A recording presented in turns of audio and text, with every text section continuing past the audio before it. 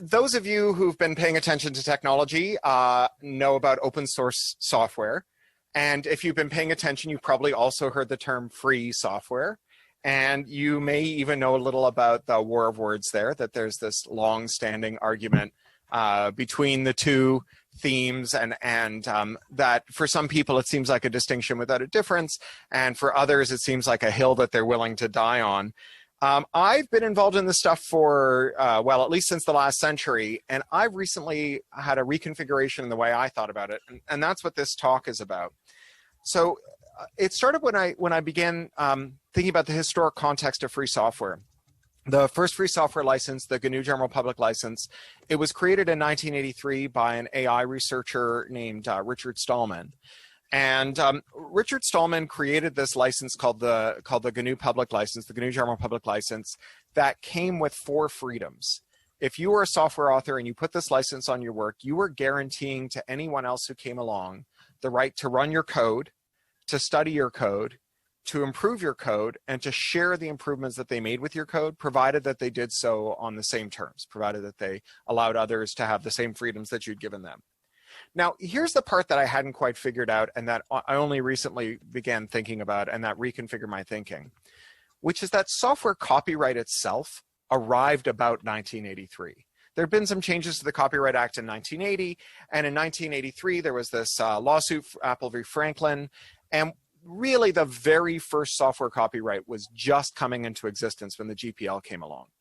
And programmers who chose the GPL, they could lock their code open, ensuring not only that others could build on it, but that others wouldn't close it off again. Now, today, when you see software that's licensed as free software, you think of it as having the mark of forbearance, right? A promise from the software author that they're not going to seek legal sanction against you for taking their program and making new ones that can read and write its data, or substitutes for that program, directly competing substitutes for that program, or forked versions of that program, or what have you. Now, in 1998, free software underwent a reinvention. There was a group of business-oriented technologists who didn't like the term free software. Richard Stallman, who's notoriously fond of wordplay and semantics, had chosen the term free because of the ambiguity between free as in speech and free as in beer. And they were worried that the term free would scare off business people who might otherwise adopt it because it implied, on the one hand, that maybe they couldn't charge money for it, and on the other hand, it made this like ethical claim about freedom, and they weren't sure that they were in the freedom business. And so Stallman, or rather not Stallman, these competitors of Stallman's proposed a new name for this code. They said, why don't we call it open source? And in so doing, they stressed the utilitarian benefits of allowing third parties to scrutinize your code. They said, look, if other people can look at your code, they'll be able to find the defects in it. As the saying went, with enough eyeballs, all bugs are shallow.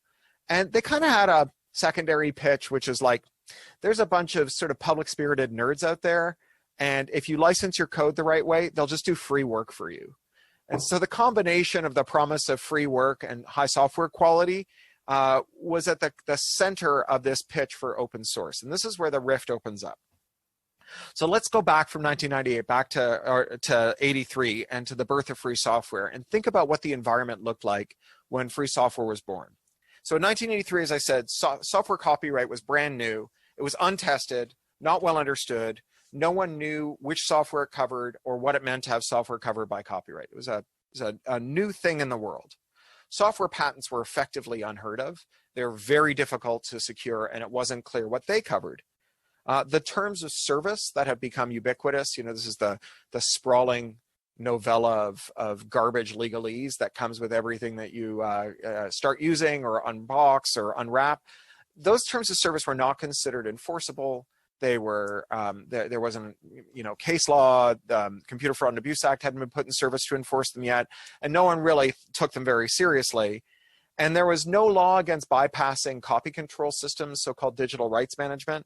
And some of the new forms of exclusive right that have emerged since then, like the like the new right that Oracle is trying to conjure into existence by suing Google over APIs to say that these functional code elements, APIs, which have been historically not eligible for copyright, that was a miscarriage of justice, and copyright should cover that too.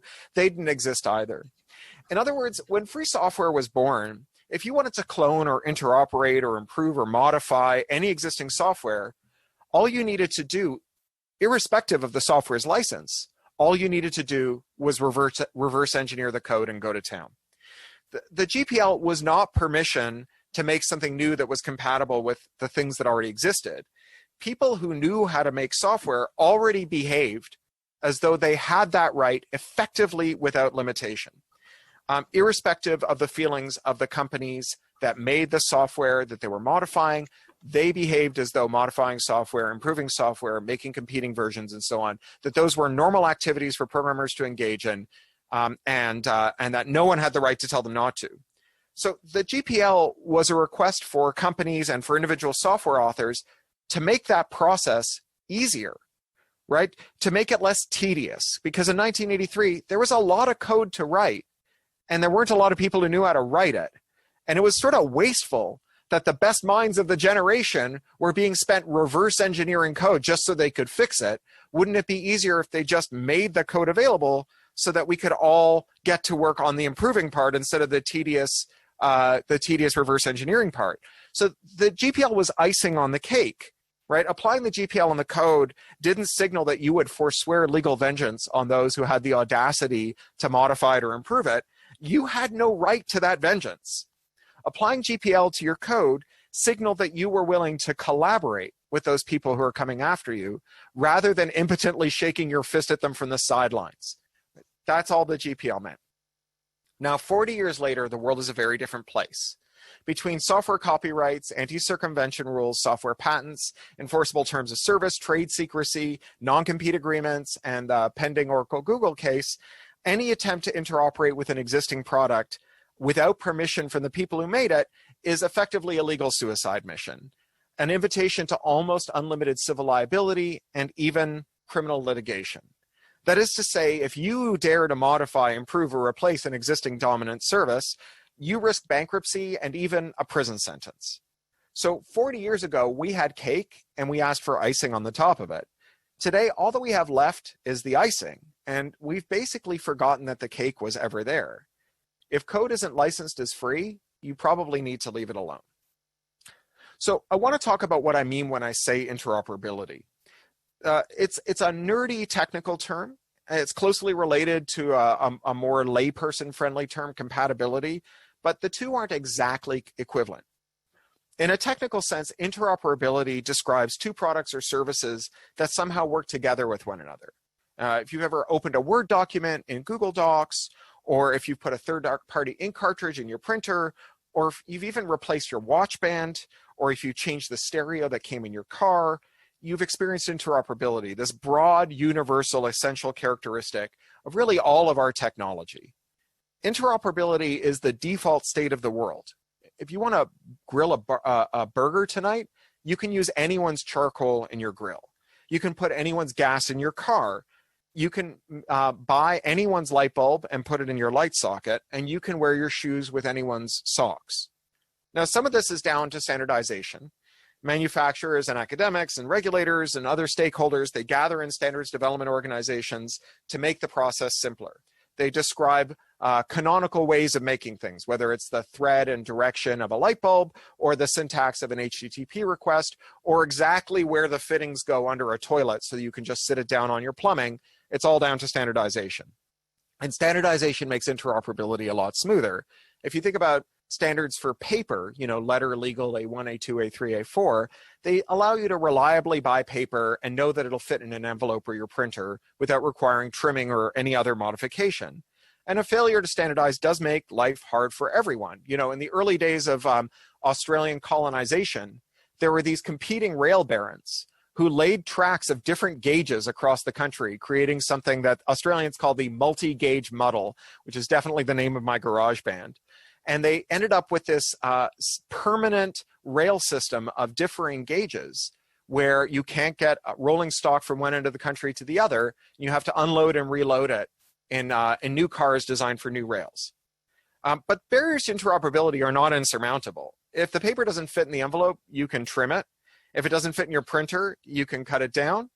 If the rail gauge doesn't match the rolling stock, you can devise multi-wheel undercarriages, of which there have been hundreds, none of which have caught on, but there's no reason they couldn't build them. Or you can just lay new tracks, which is what Australia ultimately decided to do, and they've torn up thousands of kilometers of tracks and laid new ones, and they're going to do more. Interoperability's benefit is in lowering switching costs, the cost of leaving behind whatever you're using now in favor of whatever you think will suit you best, by allowing you to use part of a new thing without having to make a clean break, a binary switch from one to the other. So my grandparents were Soviet refugees, and when they came to Canada on a DP boat from Germany, they left behind everything, not just all their things, but all of their family. And for 15 years, they had no contact with their family in Leningrad, except word of mouth messages passed by the rare person who got a visa to visit Russia in the Cold War era.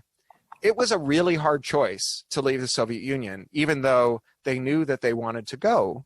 And that high switching cost probably kept a lot of people stuck inside of the Soviet Union who probably would have preferred to have left. Now, contrast this with my own life experience. Just 5 years ago, I moved from London to Los Angeles. And I have very low switching costs. We have a weekly Zoom call with my in-laws in Wales and in London, as well as with my family in Toronto.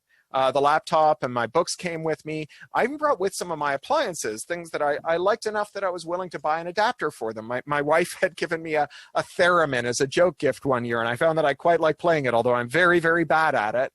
And I was able to just buy an adapter, and now my theremin works here in Burbank.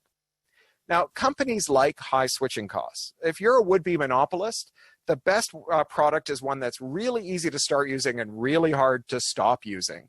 You know, as Purdue Pharma was being sued for their role in the opioid epidemic, one of the most damning things that emerged were these memos from executives chortling and rubbing their hands over how easy it was to get started on using OxyContin and how hard it was to stop. Now, addiction is not the only way to raise switching costs. Facebook makes it very easy to get started. You know, historically, they went so far as to having these deceptive onboarding processes where they would encourage you to give them your address book to make life easier for you, but they would then enmesh you in a group of people who are allegedly your friends, automatically turning them into part of your social graph. And once you're on Facebook, it's very easy to use Facebook as your portal to the web, right? You can subscribe to the Facebook feeds of all the publications you would have read on the public web. You can even subscribe to the feeds of your friends' lives on other social media services that aren't quite so walled in like Twitter, and follow their feeds from Facebook.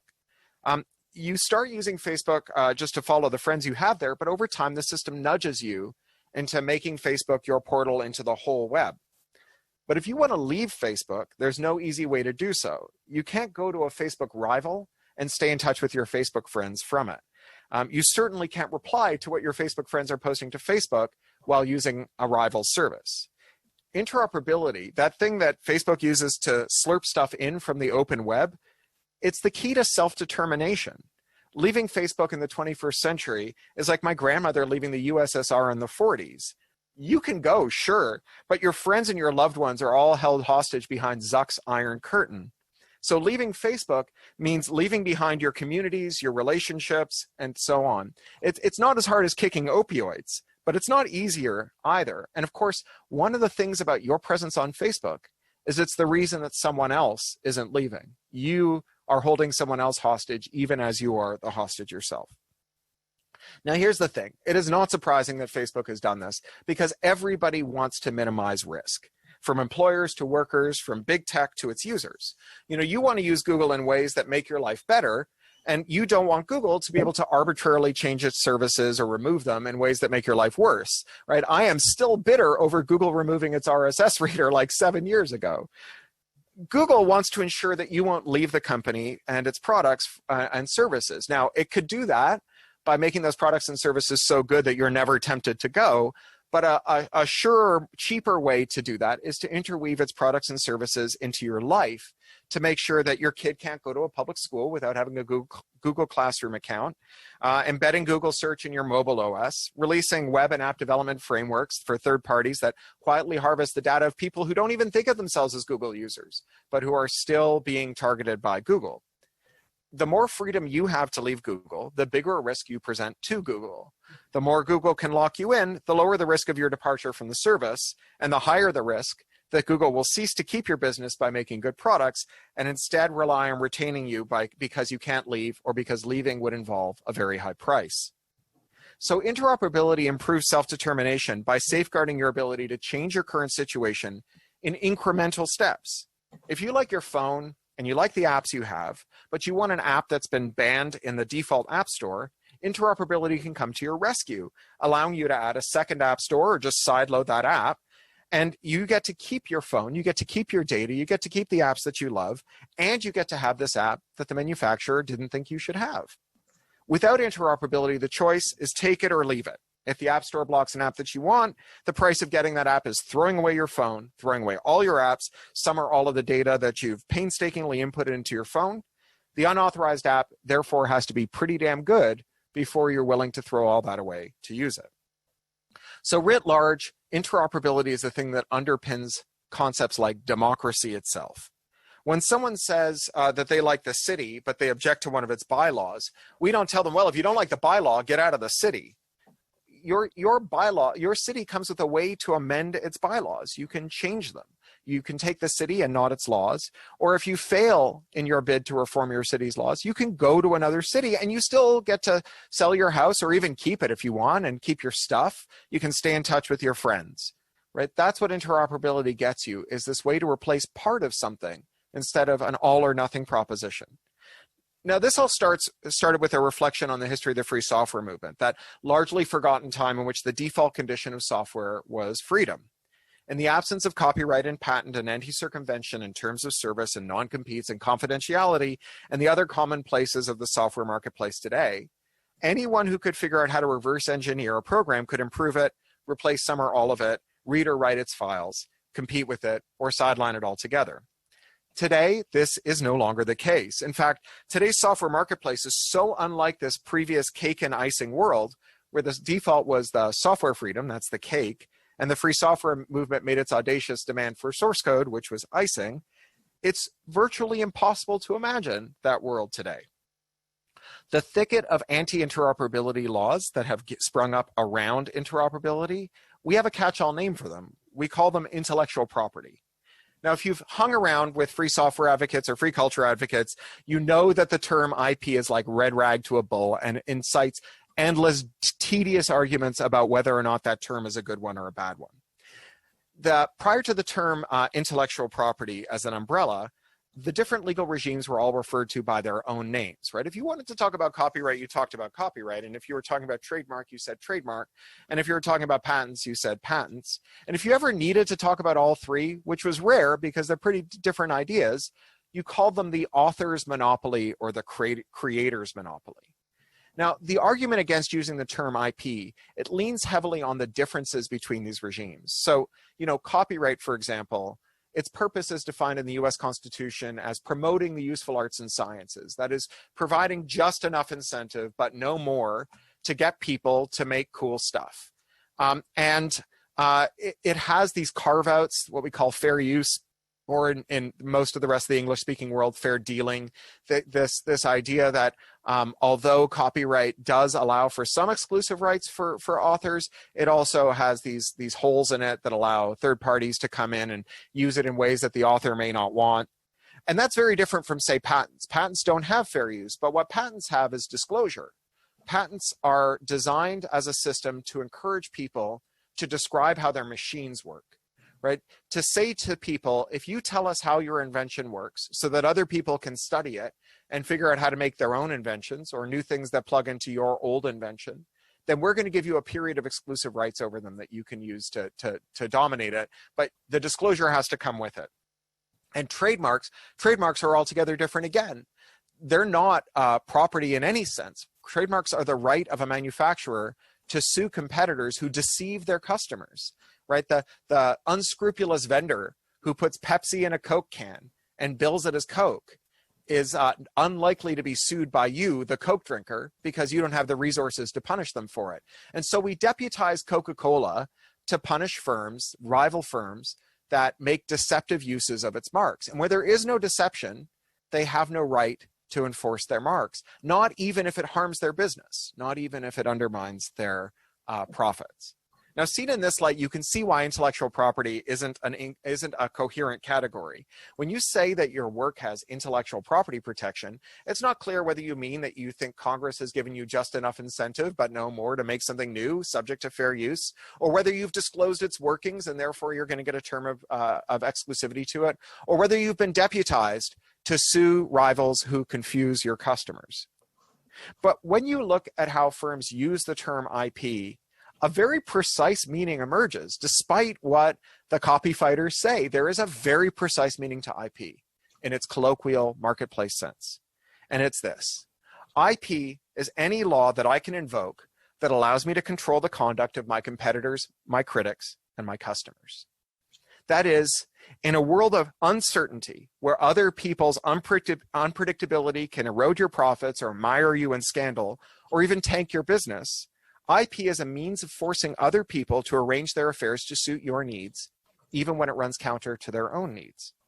Now, there's some ways in which this is obvious and undeniable. Take digital rights management, DRM, the digital locks in our devices that try to prevent us from using those devices that we buy in ways that suit our needs, like your printer, which forces you to use first-party printer ink, or your phone, which forces you to buy apps from the App Store and pay them a 30% commission, or the ventilators from Medtronic that can only be fixed by a Medtronic authorized service depot, or the tractors from John Deere that can only be fixed by a John Deere technician. All of those DRM rights are used to shift risk from the manufacturer's side of the balance sheet to the customer's side of the balance sheet. They're a way to control customers, to force customers to arrange their affairs to benefit the manufacturer. Copyright laws, that is so-called IP laws, they ban tampering with DRM, making it a serious jailable felony to bypass DRM. In the US, under Section 1201 of the Digital Millennium Copyright Act from 1998, you can go to jail for 5 years for trafficking in a tool that allows someone to bypass DRM. Now, this is a copyright law, Digital Millennium Copyright Act, but the ban on breaking DRM is not limited to acts of copyright infringement, right? Getting your printer to accept third-party ink has nothing to do with copyright. There is no copyright interest in fixing a ventilator.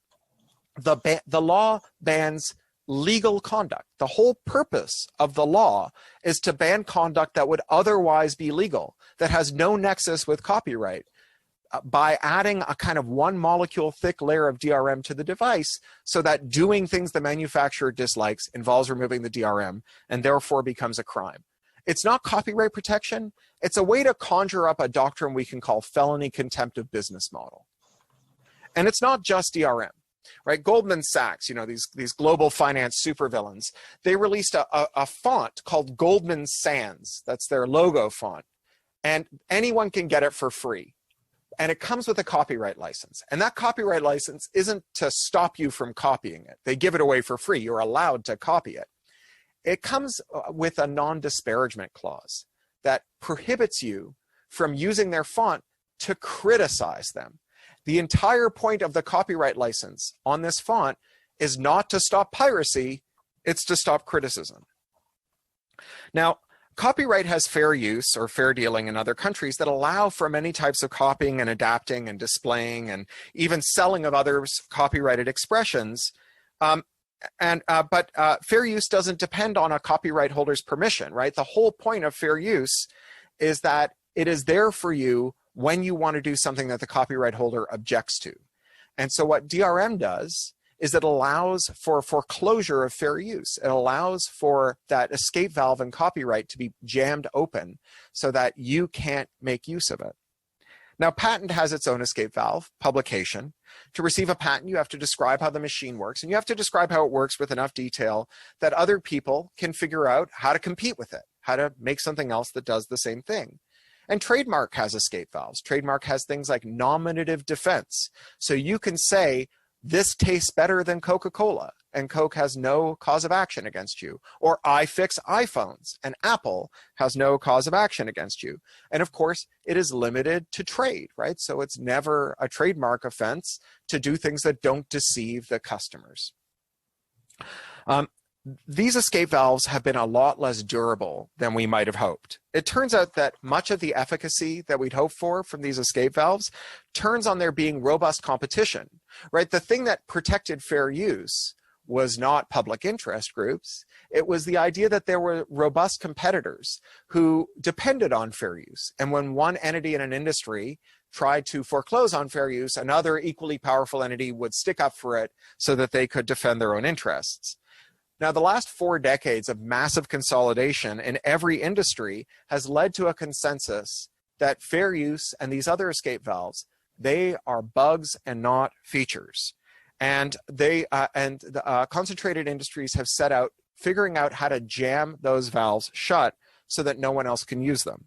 So this is how we went from having the software cake to just having the icing. New copyright laws, like the ones that ban tampering with DRM, new copyright precedents, like the one that Oracle is seeking, new tactics for combining copyrights, patents, trademarks, DRM, trade secrets, and other IP, so that what trademark permits, copyright prohibits, what copyright permits, patents block, and so on, until all the certainty is moved off of the customer side of the balance sheet, the manufacturer side of the balance sheet, and onto the customer side.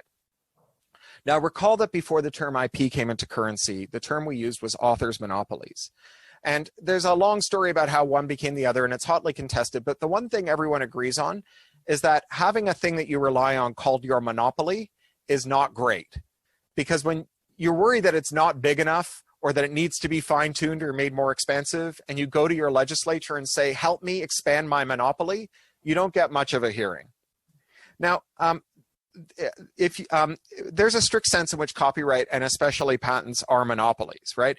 If you write down a collection of words, these notes that I'm reading from right now, if you write down these words, at the moment that you write them down, you get the exclusive right to reproduce, adapt, display, and transmit them, and your rivals can compete with you by making their own collections of words and writing them down, and they can try and get them into the same magazines or in front of the same audiences, but only I and I alone can manage these words that I have written down. And so in that very strict sense, I have a monopoly. I have the most canonical form of monopoly, a market with only one seller for this good.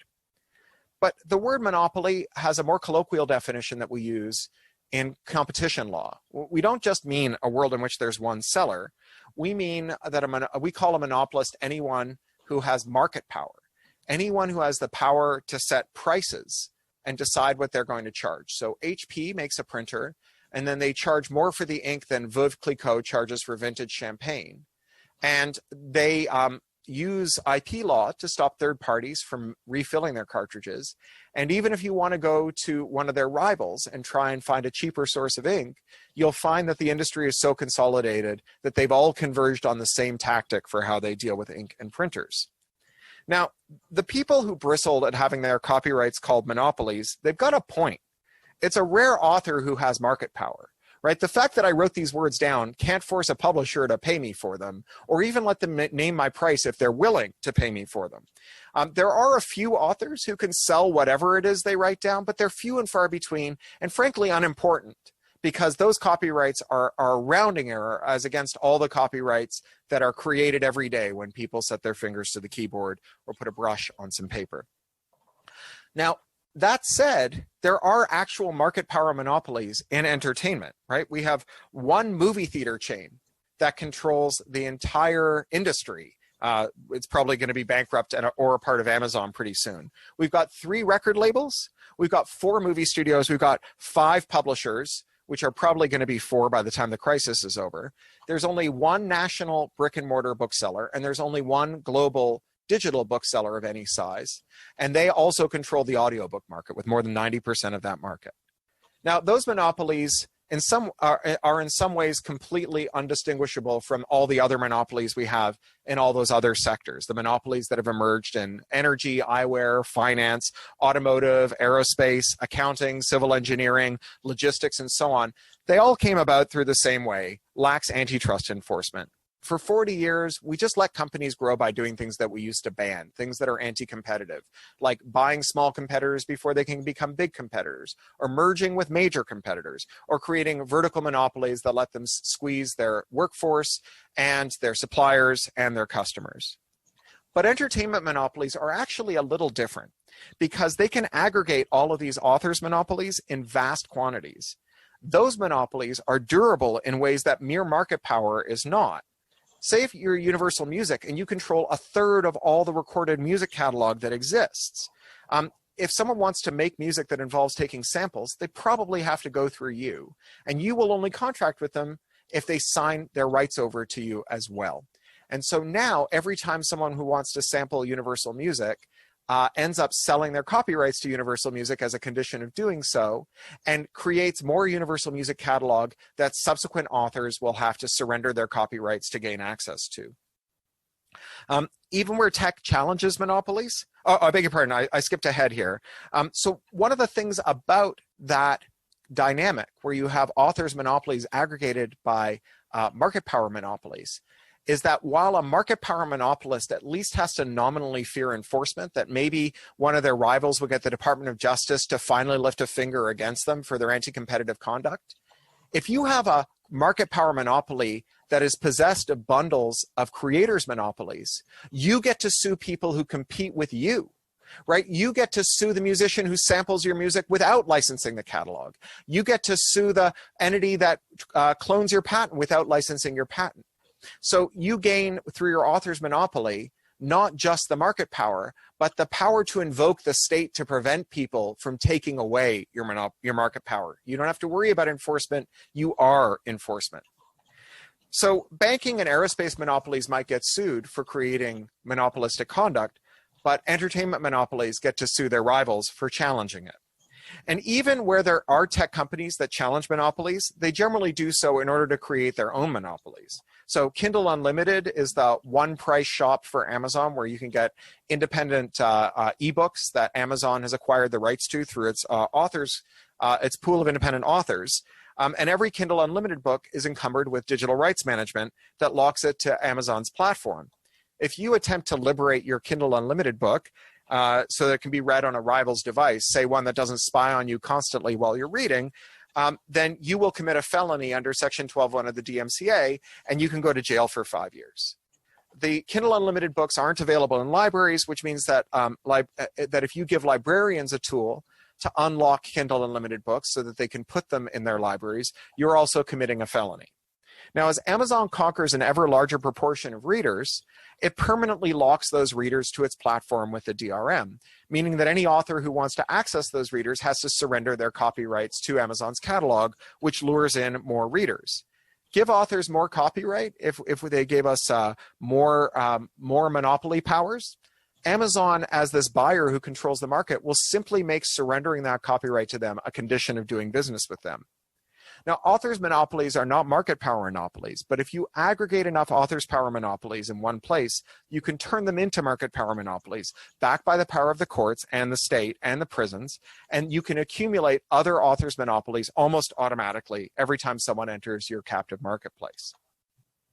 Now, you've probably heard Marc Andreessen, the Netscape founder and investor, his famous phrase that software is eating the world. Andreessen, with all due respect, is wrong. Software has already eaten the world. Past tense. If there was any doubt, the pandemic has erased it. Here we are, locked down, viewing the world through our screens, and there's no longer any distinction between human rights and digital rights. There is no software freedom, there is only human freedom.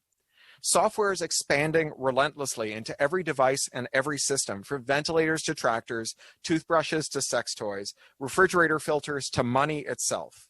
And wherever we find software, we find IP. That is, software deployed to control the conduct of competitors, critics, and customers in such a way that overlapping systems of laws can be invoked to punish anyone that bypasses that software. The combination of software and IP in every device is a sea change for the organization of our society. As firms have become increasingly concentrated, as monopolies have emerged in every sector, they have also figured out how to infuse their products with just enough software that they can invoke IP to control their competitors and their critics and their customers. These are market power monopolies backstopped by creators' monopolies, which create IP rights that supercharge market power. And this is just the curtain raiser. Software, after all, isn't just a way to get the pretense of IP into an otherwise inert object. It's also a way to automate an object, to make it into an unblinking, ever-vigilant enforcer for the manufacturer monopolist's interests. These devices don't just have the strength of law, they can also detect and interdict any attempt at unauthorized interoperability, and they can call the appropriate authorities to punish offenders who dare to use their devices in ways that benefit them. Now, this is a level of control beyond the wildest dreams of history's most sociopathic monopolists. Consider the old-timey coal boss who controlled his workers by moving them into a company town with company housing where they were paid in company script that you could only spend in the company store. Now, that coal boss moved a lot of risk off of his books and onto his workers' books. Not only were they incapable of leaving for a better job without paying their debts, but they were also paid in this non-interoperable proprietary money that only worked at the company store, where prices could be adjusted from moment to moment to ensure that those debts could never be paid. But even that coal boss, who was a god to his workers, was not all powerful. If you were a coal worker, you could, after all, buy some corn at the company store, find the local moonshiner, and trade it for US greenbacks. Convert your non-interoperable script to interoperable dollars through the intermediary exchange medium of starch. Think of the worker paid in company script today. The digitally enabled smart goods that they buy at their company store are locked to their accounts in ways that Kindle books or iPhone apps are locked to your own personal device. The unblinking eye of the software enforcement system is always watching, ready to discipline you for your lack of consideration for the shareholder's bottom line. Once we had cake. Today we have icing, and the icing is disappearing fast. There are no digital rights, only human rights. And today there is no software freedom, there is only freedom. Thank you. All right, thank you. We have silent claps in the awkward way of Zoom. I love silent claps. Let's see. We have several suggestions. I think they all sort of resonate around one basic question, which is about how interoperability and a sort of decentralized model of all of this stuff basically runs smack into questions of governance. So you had like systems like Mastodon, which were these very decentralized Twitters becoming these hotbeds of like hatred because and Mastodon couldn't stop it because it was this very decentralized, extremely interoperable system. And so I think you sort of gesticulated toward this a little bit, but when you talked about being able to leave a city versus actually change its own laws, I think the questions are really going around like, how does interoperability need to then be combined with some sort of governance? And if so, what does that look like, and how do we do it? So I'm a Canadian, which means that I'm less of a free speech absolutist than a lot of my colleagues in the digital rights movement here in the US. But one area in which I am a democratic absolutist is I think that if we are going to have limitations on speech, not limitations on speech on a given platform, but limitations on what is lawful to say anywhere, which is what we're talking about, right? We're not objecting to Nazis talking on the same social media we have. We're objecting to Nazis talking at all.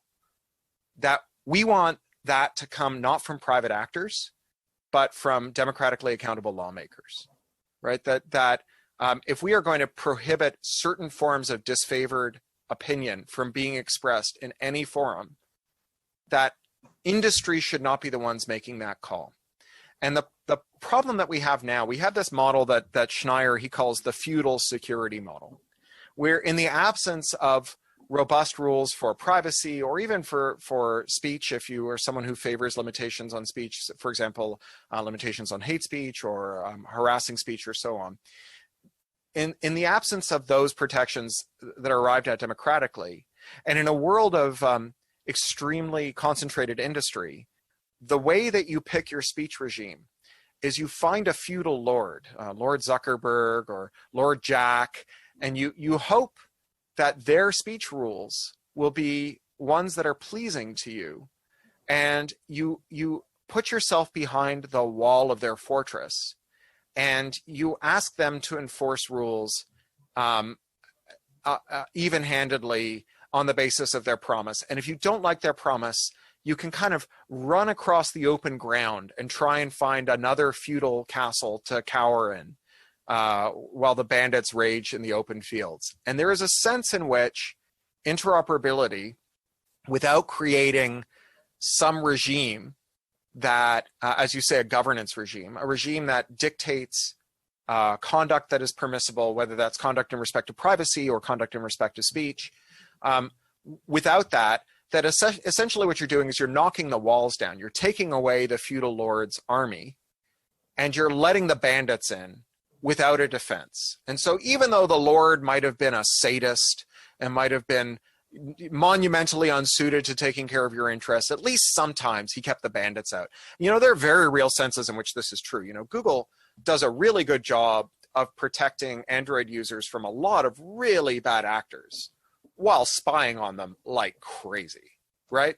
And so long as you're not worried about Google, having interests that are discontinuous with your own, so long as you're like not a demonstrator who's worried that there's going to be a reverse location warrant served that will cough up the location data from your Android device that Google will just hand over to law enforcement that you might view as illegitimate, then you're in good shape, right?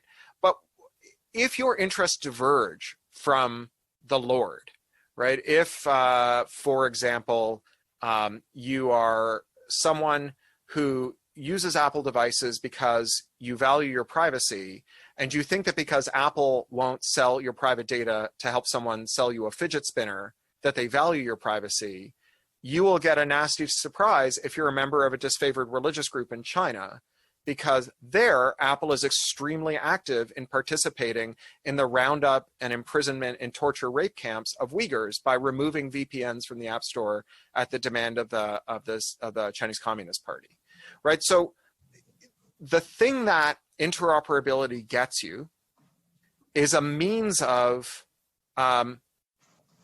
deciding to what extent you are going to be beholden to the Lord's dictates about acceptable conduct. And that is good news if those dictates are not in Congress with your own interests, and it's bad news if you've been well served by them. But I think that markets don't produce outcomes that are going to be democratically accountable and legitimate in the way that democratic deliberation does, that functional accountable democracies do. And, in the absence of a functional accountable democracy, there is a real jam yesterday, jam tomorrow problem here. Because, it's not like I would trust the currently constituted Supreme Court or the, current Senate to pass speech laws that I think of as reasonable, to say nothing of the FCC. And so it is a hard decision. And one of the things that is very difficult about it is this foreclosure on our imagination generated by 40 years of neoliberal market concentration, where we have become so accustomed to having our interests defended through this feudal model that we've almost forgotten that there is a place for democratic accountability in the way that our conduct is limited or permitted. I want to congratulate Gab on his excellent background there. Yeah, this was a favorite book when I was a teenager. So oh, that's amazing. Yeah. Well, the third one is about to come out. I got a copy of it somewhere here. Comes out in like 2 weeks. Attack Surface. Well, while Michael's getting other questions, I have a kind of silly one that isn't related to the important stuff you talked about in the talk. There are no dumb questions, only dumb questioners. How is it different? Because I know this new book is an adult book, and the previous two in the trilogy were like YA. So like, what is the difference there? What is different about it that makes it now an adult book instead of a? Yeah, you'd think. I mean, the colloquial meaning of adult will lead you astray here because it's not. Yes, whoever just put that in the chat, the audience age, for sure, it's trying to age up with the audience. It's not that it's got a lot of bathing suit material, right? I mean, adolescents. Speaking as a man about to turn 50, adolescents have a lot more sex than adults. So it's like that. That's not what makes a book adult. What makes this adult is it's a book about technologists having moral reckonings. confronting the compromises that they've made all their lives in building systems that they got involved with because they were excited by the freedom that they got from technology, and then building systems that took away that freedom from other people in a series of stepwise compromises, each of which could be justified as reasonable at the moment, but cumulatively ends up with literally the protagonist of the book, Masha, has spent most of her career building tools to allow tyrants to crush democratic uprisings in the former Soviet Union. And she comes home to Oakland, and she discovers that her childhood best friend has become a Black Lives Matter activist and is now being targeted by the same cyber weapons that she spent her career building. And she has to think through this moral dimension of her work, which is, I think, a thing that we're seeing more of among technologists. And in the way that Little Brother and Homeland were books that got a lot of people to think about pursuing a career in technology that had some ethical center, I'm hoping that this book will be a way that helps people who are currently in the technological world think about how to redeem themselves and redeem their legacy, and the compromises that we all make in our lives. I mean, everybody has made compromises that they feel bad about in retrospect. And to become, I've been calling it like early onset Oppenheimers, people who, Oppenheimer designed the bomb and led the project to build it. And then the first bomb went off, and he basically started apologizing and never stopped. He got thrown out of the White House for telling the president that he had blood on his hands. The president said, never let that son of a bitch in the Oval Office again. And wouldn't it have been great if he'd managed to have those regrets before the Manhattan Project, like if he'd anticipated those regrets? So, one of the roles that fiction plays is to be a kind of emotional fly-through of what the lived experience of a technology might be, and what it might feel like to have made those compromises, made those choices. And the hope here is that by addressing that adult market, and I think that, concerns about deathbed regrets are definitely an adult thing that adolescents don't have much of. That speaking directly to that is a thing that we can really make a difference with. So we have a question from who's essentially asking for just a very, very pragmatic suggestion from you about what's the right sort of incentive setup that encourages on interoperability and open systems while providing like motivation to innovate, basically. Sure. What would it look like? Well, so I think that we should start by talking about whether there's a motive to innovate right now. So the advent of, or the dismantling of traditional antitrust contours, like at its most extreme, U.S. antitrust used to have a presumption that firms that dominated their industry for more than a few years at a time should automatically be subjected to investigation for antitrust violations, because any enduring advantage was like evidence that there were shenanigans going on.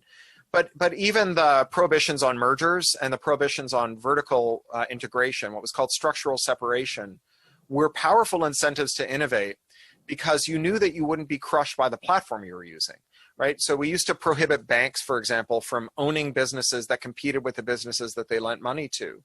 Because if your creditor, who is the government's fiscal agent and can literally lend effectively unlimited amounts of money, owns your competitor, then your competitor has access to enough capital to destroy you, right, at will. Rail companies weren't allowed to operate freight companies, because if you own the rails, then you could ship freight on preferential terms, and everyone else would go out of business. And the first round of trust busting was motivated entirely by the collapse of incentives to innovate, because everybody knew that the thing that determined your success was whether a monopolist exercised forbearance, not whether your product was good. And when you look today to modern tech monopolies, we see that they are not innovative actors. What they are is aggressive shoppers, right? Apple last year Tim Cook rather gave an interview to Kara Swisher, where he said that he had bought 90 companies in the last quarter of the previous year, right? That's like more often than I buy groceries, right? Google is a company that has made, depending on who you ask, either 1.5 or 2.5 successful products, right? They made a really good search engine, a pretty good Hotmail clone, And maybe they built Android, and what they bought that was called Android, they had to throw away. But everything else they've done is something that they bought, right? The traditional exit right now for a startup, a venture-backed startup, is acqui-hire. And acqui-hire is a fancy way of saying a post-grad project, right? Acqui-hires almost never turn into enduring projects, right? What an acqui-hire is you get out of Stanford, some venture capitalist decides to pay you to produce a portfolio project that demonstrates that you can work in industry. A dominant firm acquires you and your teammates as employees, buys your company. The fiction that they bought your company allows them to pay you a hiring bonus and pay your venture capitalist a finder's fee. But you haven't made a product, right? You've made a science fair project that they notionally acquire, but they effectively just shut down, right? And even before this, even as this model was maturing, in the Yahoo days, where you had acquisition as a primary growth tactic, what you had was a place where good ideas went to die, because Yahoo experienced the curse of bigness, right? They had so much internecine warfare, so many princelings trying to establish their own little fiefdoms and fence with each other, that they never managed to ship anything, and anything good they bought, they turned into crap. I mean, Flickr had mobile image sharing before there was smartphones. And because the VP at Yahoo, who had the brief for mobile, didn't like the guy who did the acquisition for Flickr, they just left it to rot, right? So I think that it's the premise of the question is a little backwards, that what incentivizes innovation is dynamism, right? The idea that if you don't keep innovating, your advantage will be curtailed, not permanence, right? Permanence, protection encourages laurel resting, because you don't have to compete and compete and compete. Now, as to what regime I favor, I think we need three kinds of interoperability. The traditional kind of interop that we have now, which is standardization, voluntary interoperability. The kind of interoperability that we're mooting in Congress with things like the Access Act, something we've seen a lot of in telecoms, which is mandated interoperability, where you say certain messaging protocols, for example, have to all have gateways that speak a certain intermediate protocol, or that platforms, once they attain a certain dominance, have to expose their internal APIs to competitors, maybe through a layer of fiduciaries that stop bad stuff from happening. All of that is in the Access Act, in Warner's Access Act. But that should be the floor on interoperability. That should be the least interoperability we get. The same way that like phone companies have to have a certain amount of stuff that they do to allow you to make a long distance call through someone else's wires, that touches someone else's wires. They have to follow the standard. Then you have the voluntary stuff they do. And then on top of that, you have to have competitive compatibility.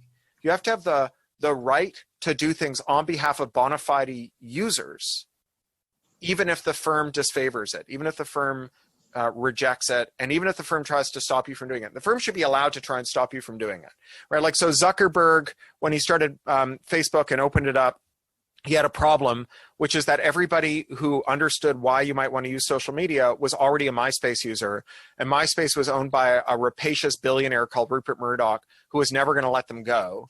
So Zuck made a bot that you could give your MySpace login credentials to, and it would log into MySpace as you, scrape your waiting messages, pop them in your Facebook inbox, you could reply to them there, and it would push them back out to MySpace, with a footer that said, like, I sent this from Facebook, why are you still on MySpace, right? And MySpace could use engineers to, like, make firewall rules that block that, right? That's fine. I believe that you should be allowed to configure your server however you want, although maybe we should have a privacy law that prevents you from configuring it in ways that are indifferent to your users' privacy interests. But you should be able to make firewalls to stop your competitors from being shenanigan-y. You should be able to block Google's scraper if you want, and try and detect it and stop it. What you shouldn't be allowed to do is what Facebook did to its competitor, Power Ventures, that was making a unified inbox for a bunch of different social media, and that wrote a little bot that you could give your Facebook login and password to, that would log into Facebook as you, scrape your waiting inbox, and push it into Power's inbox, which is sue them under the Computer Fraud and Abuse Act.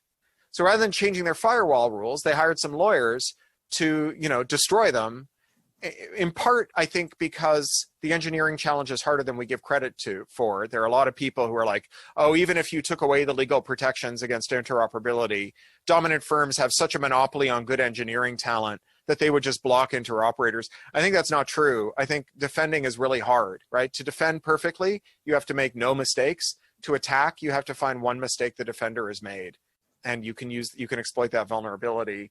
And moreover, if you're Facebook and you've got 2.6 billion users, you have to cover 2.6 billion use cases, which means that you've got users whose conduct is so weird that there is no bot that acts weirder than them.